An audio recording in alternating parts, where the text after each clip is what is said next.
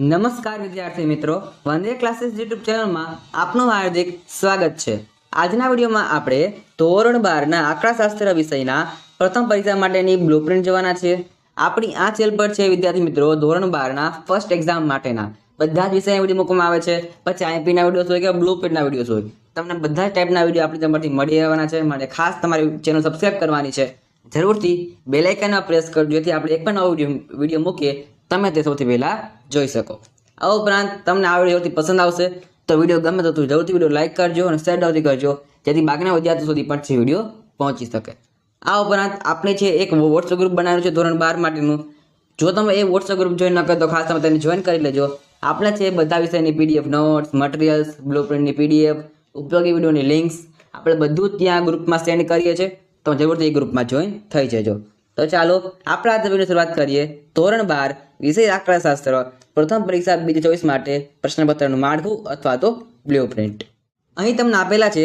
પ્રશ્ન પ્રકાર પ્રમાણ ગુણભાર તો સૌથી વાત આપણે અહીં આપેલા છે તમને હેતુલક્ષ પ્રશ્ન એટલે કે ઓબ્જેક્ટિવ પ્રશ્ન। તમને છે એ સ્ટેટિસ્ટિક વિષયમાં તમને અહીંયા કુલ છે 20 પ્રશ્ન જોવા મળશે, એમસીક્યુ ટાઈપના પ્રશ્નો। તમારે એના ગુણ પણ અહીંયા 20 જ રહેવાના છે। ત્યાર પછી અતિ ટૂંકા પ્રશ્નો એ તમને પેપરમાં છે કુલ 10 પૂછાશે। અતિ ટૂંકા પ્રશ્ન એટલે કે એક વાક્ય સવાલ જવાબ, તમારે એના ગુણ પણ 10 જ રહેવાના છે।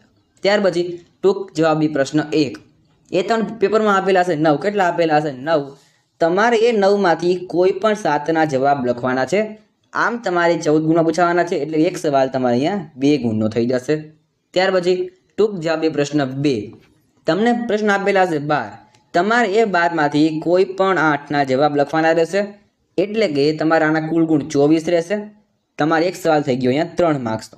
ત્યાર પછી લાંબા પ્રશ્ન એટલે કે લોંગ આન્સર ક્વેશ્ચન તમને પેપરમાં 10 પૂછાશે 10, તમારે એ 10માંથી કોઈ પણ 7ના જવાબ લખવાના રહેશે। આમ તમારે કુલ 32 ગુણા થઈ જશે એટલે કે એક સવાલ તમારે અહીંયા કોઈ ફિક્સ નથી, તમારે આ છે વિભાગ ડી અને એફમાં બંને પૂછાશે। તમારે કુલ 10માંથી કોઈ પણ 7ના જવાબ છે લખવાના છે। આમ તમારે છે કુલ પેપર સ્ટેટમેન્ટ જે પેપર તમારે છે કુલ 100 ગુણ પેપર આવવાનું છે। કેટલા ગુણ છે? તમારે કુલ 100 માર્ક્સ પેપર આવવાનું છે। તમારે તો સમય છે પેપરનો છે તમારે કુલ 3 કલાકનો અહીંયા સમય રહેવાનો છે। અને તમને પેપરમાં છે એટલે કે આંકડાશાસ્ત્ર પેપરમાં તમારે કુલ 61 પ્રશ્ન જોવા મળશે। તમારે એમાંથી કોઈ પણ 52 પ્રશ્નના જવાબ લખવાના છે। તમે આ વાત છે જરૂરથી ધ્યાનમાં રાખજો। હવે આપણે આગળ વધીએ। અહીં તમને આપેલું છે સંપૂર્ણ પ્રશ્નપત્રનું માળખું। આપણે છે માળખું જોઈ લઈએ મારે તમને એક પહેલાં વાત કરવાની છે કે જો હું તમને ફરી યાદ અપાવું છું કે તમે આપણું વોટ્સએપ જોઈન ન કરો તો ખાસ તમે વોટ્સએપ ગ્રુપને જોઈન કરી લેજો। તમને ત્યાં છે બધા વિષયની પીડીએફ નોટ્સ, મટીરિયલ્સ હંમેશા માટે મળતા રહેશે। કોઈ પણ નવી અપડેટ આવે આપણે સૌથી પહેલાં અહીંયા મૂકીએ છીએ, તમે જરૂરથી વોટ્સએપ ગ્રુપને જોઈન કરી લેજો। આપણે જે બધા વિષયની આ મટીરિયલ મૂકેલા છે, ઉપરાંત તમારે જે આની લિંક છે જોડવા માટેની એ નીચે તમને આપેલી છે, તમે લિંક પર ક્લિક કરીને જરૂરથી ગ્રુપમાં જોડાઈ જજો।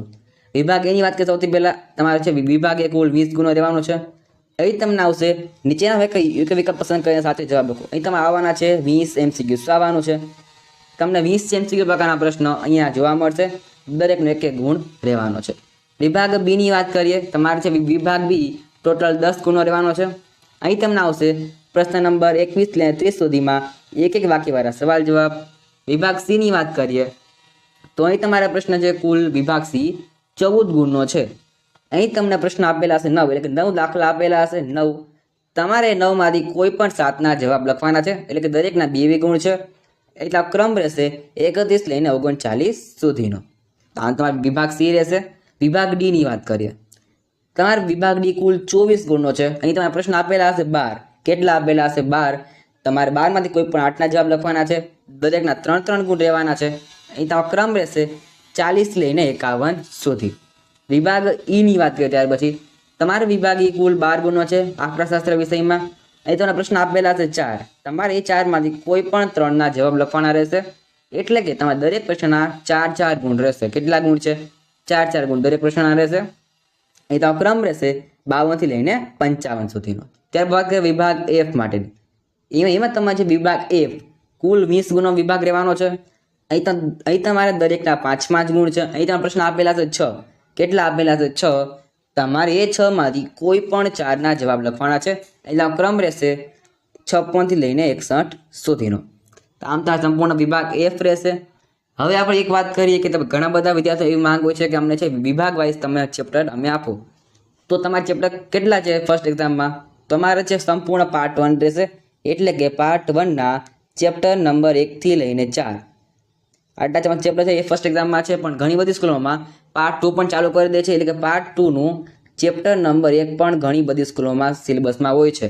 એટલે તમારા ટોટલ અહીંયા 5 ચેપ્ટર છે, 5 ચેપ્ટર ફર્સ્ટ એક્ઝામના સિલેબસમાં છે. હવે તમે જોઈ શકો છો અહીંયા વિભાગ Fમાં કેટલા 6 પ્રશ્નો છે. એટલે તમારે છે ચેપ્ટર નંબર 1 થી 4 જે તમારા 4 ચેપ્ટર છે પાર્ટ 1માં, એ બધામાંથી એક એક સવાલ તમારે વિભાગ Fમાં આવશે. ચેપ્ટર 4 છે, પ્રશ્ન પૂછાવા માટે 6 છે, એટલે તમારે કોઈ પણ એકમાંથી બે સવાલ, કોઈ પણ બેમાંથી બે સવાલ પૂછાઈ જશે. એટલે તમારે સંપૂર્ણ સેક્શન F ક્લિયર થઈ જશે. અને જે તમારા ચેપ્ટર નંબર 1 છે સંભાવના, એમાંથી તમારે છે 5 માર્ક્સનો કોઈ દાખલો પૂછાતો નથી અને પૂછાશે પણ નહીં. એટલે તમારે તેના માટે છે કોઈ પણ દાખલો તૈયાર કરવાની જરૂર નથી. વિભાગ Fની વાત કરી, એટલે કે વિભાગ Eની વાત કરીએ, સોરી, તમારે છે એમાં 4 પ્રશ્ન પૂછાવાના છે, એટલે કે 2 પ્રશ્ન સંભાવનાના આવશે અને બાકીના 2 પ્રશ્ન તમારે કોઈ પણ ચેપ્ટર 1 થી 4 માંથી આવી શકે છે. એમાં ખાસ સંભાવના છે એ કે શક્યતા એવી છે કે ચેપ્ટર નંબર 1 નું પ્રશ્ન 2 દાખલા આવી જાય. વિભાગ Dમાં તમારે કેટલા 12 દાખલા આવવાના છે, એટલે કે એમાં બધામાંથી પ્રશ્ન આવશે. બધા જે ચેપ્ટર છે 5 એ બધામાંથી દાખલા વિભાગ Dની અંદર આવવાના છે. વિભાગ Cમાં વાત કરીએ, એમાં તમારે 9 પ્રશ્ન આવવાના છે. એમાંથી પણ તમારે બધામાંથી પ્રશ્ન આવી શકે છે. ખાસ શક્યતા વધારે એવી છે કે ચેપ્ટર નંબર 1 જેમાં જે સંભાવના, એમાંથી વધારે દાખલા વિભાગ Cની અંદર આવી છે. વિભાગ A અને B છે હેતુલક્ષી માટેના છે, એના માટે તમારે બધા જ જે ચેપ્ટર છે તૈયાર કરવા જરૂરી છે. ત્યાં તમારે સંપૂર્ણ છે ધોરણ 12 આંકડાશાસ્ત્રની બ્લુપ્રિન્ટ એમાંની છે. તમને ખાસ આજનો વિડીયો ગમ્યો હશે તો જલ્દી વિડીયો લાઈક કરો, શેર કરો અને જલ્દી ચેનલ સબસ્ક્રાઈબ કરજો. આજના વિડીયોમાં આટલું જ. મળીશું નેક્સ્ટ વિડીયોમાં. Thanks for watching. All the best.